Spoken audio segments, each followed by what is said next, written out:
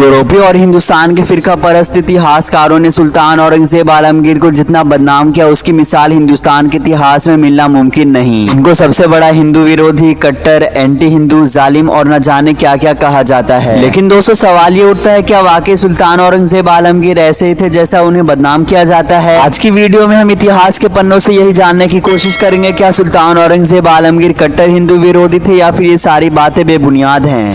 दोस्तों खौरंगजेब के दौरे हुकूमत में हिंदुओं को रोजगार, बड़े बड़े ओहदे और आगे बढ़ने का अवसर भी मिला। अकबर के जमाने से ही राजपूत और दूसरे हिंदू मुगल सल्तनत की खिदमत अंजाम देते रहे और अधिकारी रहे। मुसलमानों की तरह उन्हें भी बड़े बड़े ओहदे दिए जाते थे जिसे मनसब कहा जाता था। मनसब के आधार पर ही मनसबदारों के रुतबे का पता चलता था। मुगल अमीरों में मुसलमानों का बड़ा दबदबा रहा, पर हिंदू भी बड़े ओहदे पर बराबरी से काबिज थे। इतना ही नहीं बल्कि हुकूमत पर आने वाली मुसीबतों का सामना करने के लिए उन पर भरोसा किया जाता था। उनकी मंशा और दिल दिमाग दक्कन जीतने की थी। लेकिन ज्यादातर मामलों में सुल्तान औरंगजेब आलमगीर ने उनके धर्म या मजहब की फिक्र नहीं की। उनके लिए ज्यादा अहम उनकी काबिलियत थी, जिसकी वजह से सुल्तान औरंगजेब आलमगीर ने उन्हें अलग अलग ओहदों पर काबिज किया था।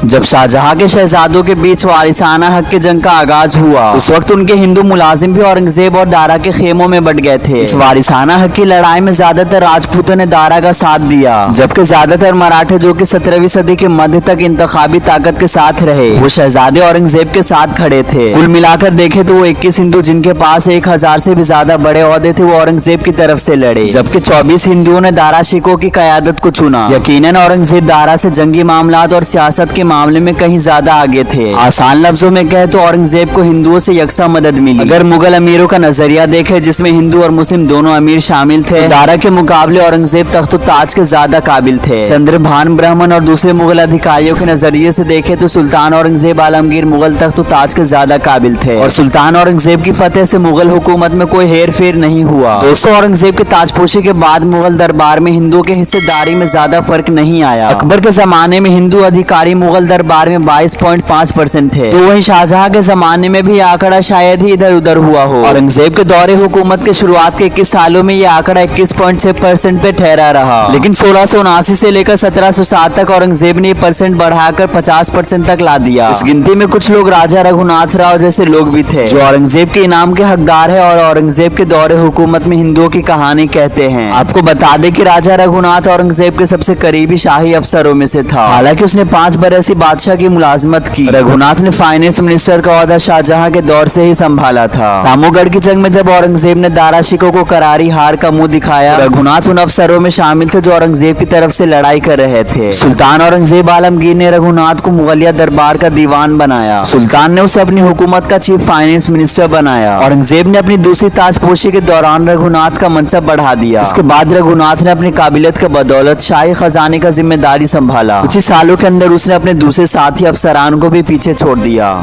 फ्रांसीसी ट्रेवलर बर्नैन ने लिखा कि दरबार में वही असल वजीर था। चंद्रभान ने इस बात पर रघुनाथ की तारीफ करते हुए लिखा है कि वो हिंदुस्तान के किताब के कलमकारों का मुनाकश दरवाजा था। 1663 में रघुनाथ की जिंदगी बेवक्त ही मौत की राह पर चली गई। उस वक्त वो कश्मीर की हरी भरी वादियों में औरंगजेब के साथ तफरीह करने गया था, जो कि तफरीह के लिए मुगलों की सबसे पसंदीदा जगह थी। सुल्तान औरंगजेब अपने इस चहीते दीवान को कभी ना भुला पाए, यहाँ तक कि वो अपने आखिरी दिनों में भी रघुनाथ का नाम पुकारा करते थे। मरने के 40 साल बाद भी रघुनाथ अपने बादशाह के दिलो दिमाग में छाया रहा। मुगल हुकूमत में जो उसका रुतबा था औरंगजेब के लिए बेबुनियाद बात थी कि वो किस मजहब का है। अपने आखिरी वक्त में औरंगजेब ने मुगल हुकूमत की मुलाजमत के लिए बड़ी तादाद में हिंदुओं की भर्ती की।